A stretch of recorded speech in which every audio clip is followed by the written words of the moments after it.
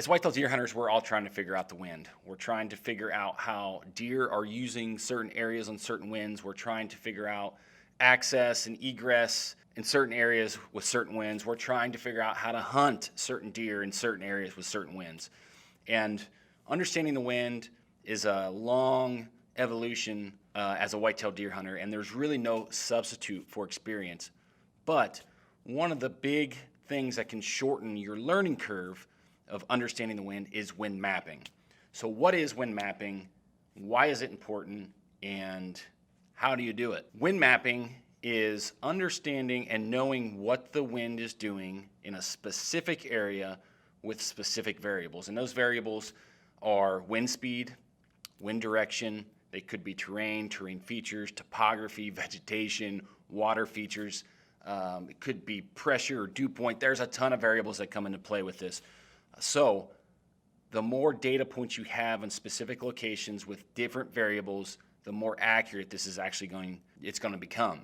So when we look at wind mapping, it is ultra important because it helps us understand those things I just mentioned in the intro of this video. It helps us understand how we can get access into an area clean by blowing our scent or our scent cone somewhere where we know deer are not.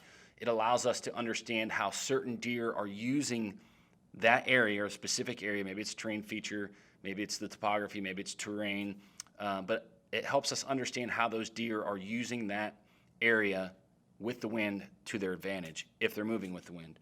And then ultimately, it allows us to understand those two things, the next step further of actually going in and hunting that area, knowing how high we need to be in our sets if we're hunting off the ground, making sure we understand what the thermals are doing, understanding where exactly our scent cone is going while we're hunting. So that's why it's ultra important. And how do you do it? There's really only two ways to do it. You can do it in person, boots on the ground in those areas, or you can do it digitally. So in this video, we're gonna go over how to do that digitally. And doing this digitally is not as accurate or is not as precise as doing it boots on the ground. If you're unfamiliar with this subject or this tactic, this strategy of wind mapping, the whole idea behind wind mapping, we suggest you just go out to these locations that you have interest in with some kind of wind indicator. So you're going out to these locations with what we typically use is milkweed. That's what we use for our preferred wind indicator. You're going out knowing the prevailing wind directions and knowing the variables on that specific day. So that's wind speed, it could be time of day to take into account in thermal rise or thermal pull. It could be understanding waterway features, but knowing all those variables, kind of making a mental note or a log, and then going out and dropping milkweed and just watching what that milkweed is doing. It's going to allow you to understand where your scent cone is going and gather data points around that specific wind speed, that wind direction, and the other variables involved. And the more times you do that, the more data points you'll get, and obviously the more precise and better you'll understand that specific area with different winds. Not doing this in person, not everyone can be in the woods as often as they want to be. We understand that, and we're in the same boat. So we found ourselves over the last 12, 18 months doing more and more of this wind mapping digitally. And although it's not as precise, it'll still give you a very good understanding of what the wind's going to do around certain terrain features, certain topography, and allow you to get in there and have a decent first hunt without totally screwing things up. And one of the really cool things about wind mapping, and what I consider probably to be one of the most important points, is that once you physically go wind map a spot, you can put that in your memory. And then as you're digitally scouting and looking at new areas, you kind of have an understanding of what the wind does in certain terrain features or in certain areas with certain types of vegetation. And you can forecast that or predict what the wind is going to actually be doing in similar locations. So I've used that probably countless times, year after year after year. There's certain areas that I like to hunt. Maybe it's a big bowl, maybe it's drainage, maybe it's a saddle, maybe it's a point. And knowing what the wind has done historically in other spots for me, when I get in those similar spots, you can predict what the wind is going to do in the new spot. And it's not always 100% super accurate or precise, but it'll get you dang close. Let's dive in. Let's take a look at this ridge system here. And our interest is going to be in this little saddle right here. So the first thing that we're going to notice is this steep cliff preventing any deer movement here. We have these drainages kind of coming in out of this bottom right here. So we know that in this area, the prevailing wind is typically out of the west.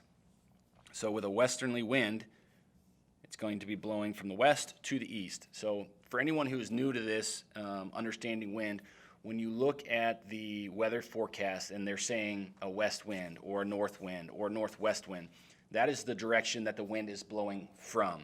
So if you have a west wind, it's blowing from the west to the east. And in this example, if there were no topography here, you would have a straight wind blowing from the west to the east. But you could see some of the terrain.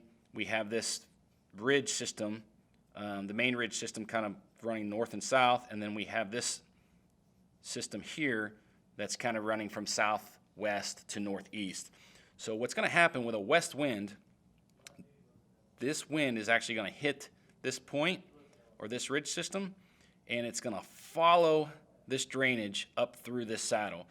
So if we were set to hunt that particular spot in that saddle and think that we were going to have a dead west wind, we would probably be wrong. Just because of the way this topography lays out, we would know that this wind is going to have a southerly tail to it, and we're going to end up with a southwest wind in that saddle. So that's one example of wind mapping digitally and knowing that in that area, more than likely, we're not going to get what the weatherman is calling for. So let's take a look at a couple more spots. Okay, so this spot we're going to show here is just this point or this spur off this main ridge. You can see it's really flat up top. We have a drainage underneath of us running east to west. And this particular point down here where it kind of flattens out, that is where we're going to anticipate deer movement kind of coming around this point. And we can also note that this point is just a little bit lower than this point here, and then also here. So what does that mean to us as hunters trying to figure out the wind? Again, not being the highest peak, we're not going to be directly exposed to the prevailing wind. With this wind coming out of the west, we can see that it's probably going to follow this bottom, and then with these drainages running from, we'll call it southwest to northeast, that again, we're going to have a southerly tail to that westerly wind. So if we're set up right here on this point, which let me see if I can zoom in a little bit here. So if we're set up right here on this index line, we know that that wind's going to come out of the west. It's going to travel this bottom, and it's going to end up coming up through here again with a southwest or a southerly tail. Now, the one thing that we haven't mentioned here are any of the variables. So are the thermals dropping? Are they rising? Are they stable? All of that is going to affect what the wind is doing in that location. And on top of that, the timber is going to affect what the wind is doing in that location. So if you have a big open field, maybe that's your point of interest. Maybe you're worried about, or you're hunting a field edge or something. You're putting yourself in a scenario where there's a big open field and you're on the edge of the timber. Well, when the wind comes across that open field and hits that block of timber, it's going to do something different. It could swirl. It could go straight up and over. It could just simply slow down and filter through those woods, which ultimately is going to affect your scent cone. Ultimately, it's going to affect what the wind is doing, your scent cone, and how the deer are using that area. So in this last example, we're going to show you a ridge top. And in this specific scenario, we're going to be the highest peak exposed to the prevailing wind, again, which in this example, we're going to stick with a westerly wind. But in this example, you might not be able to get everything you need to get from a topo map, and you're going to be forced to use an aerial map. So in this example, you could see this may not be a spot we actually go and hunt, but we just wanted to run through the process in a couple different scenarios for you. You could see these bridle trails coming through this ridge top, but on this very top, it's relatively flat.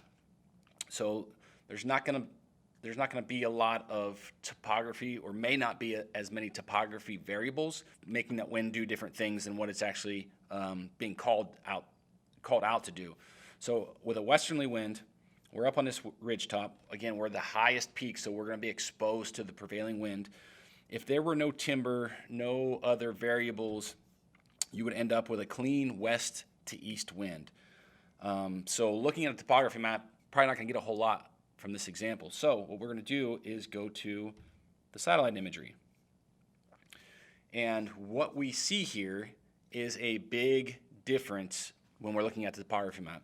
So you can see here we have what we're going to call hardwoods. And so the wind blowing out from the west over top of these hardwoods and then coming out into this opening or this fallow field where there's going to be less friction, there's going to be less things for that wind to actually hit.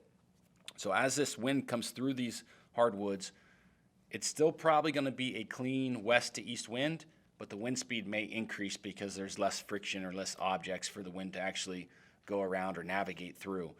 So all in all, we hope this video makes sense. We gave you 3 examples of kind of digitally wind mapping. Once you start doing this and start putting boots on the ground, start doing this digitally, it'll make a lot more sense to you, and you can almost start to break this down without even thinking about the prevailing wind. You can identify different terrain features, different topography features, different timber stands, different waterway features, and take all those variables into consideration while you're doing your digital scouting and boots on the ground scouting. So if you guys have any questions, thoughts, comments on wind mapping, maybe you have something that you do that works for you that we haven't touched on in this video, be sure to leave that stuff in the comments below and smash that subscribe button for us.